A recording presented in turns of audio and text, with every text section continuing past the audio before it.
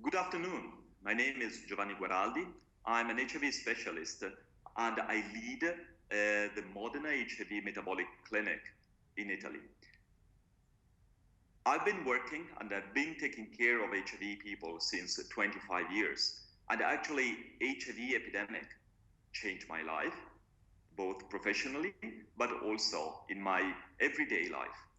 Actually, life is changing very rapidly, and I will try to explain you in the next 2 minutes, actually, to what extent my life as well as my professional, let us say, working has changed in the past 25 years. Well, you have to know that I've started taking care of HIV when I was 25 years, and at that time I was a young physician, and I was taking care of young patients. At that time, the patients were terminally ill, and it has really been a big enthusiasm what we first had the first antiretroviral drugs available to treat HIV infection.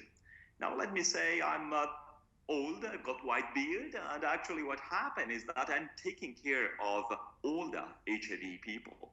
So definitely inside my career, I've seen a dramatic change in the HIV epidemic. This is present both in industrialized countries, but also in developing countries. We are facing an incredible overlap between HIV epidemic and aging epidemic.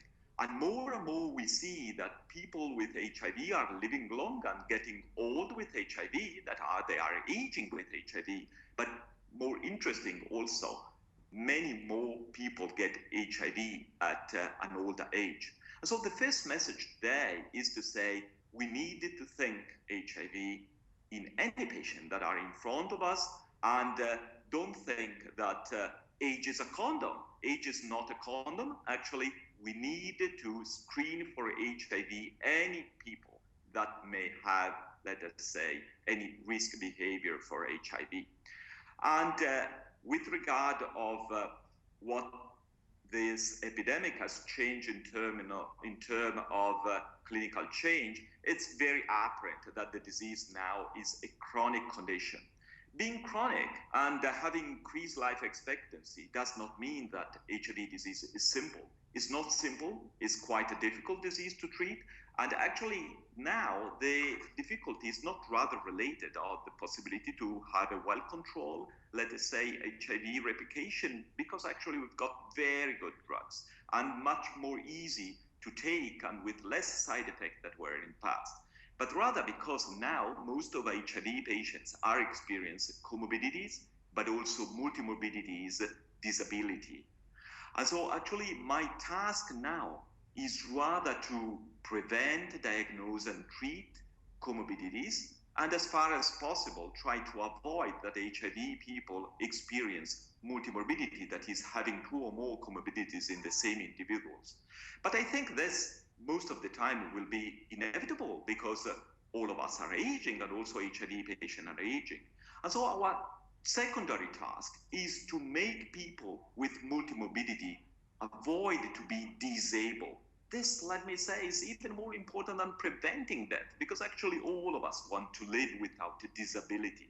And so with regard to this, I think there's really a lot to do from a scientific point of view, so that to understand how to better manage, let us say, older HIV individual, so that to understand if there's any particular, let us say, drug strategies that we need to implement in these individuals. But let me say, the most important thing is to continue to work, engaging HIV community and HIV individuals to work with us for their benefit, for increasing their quality of life.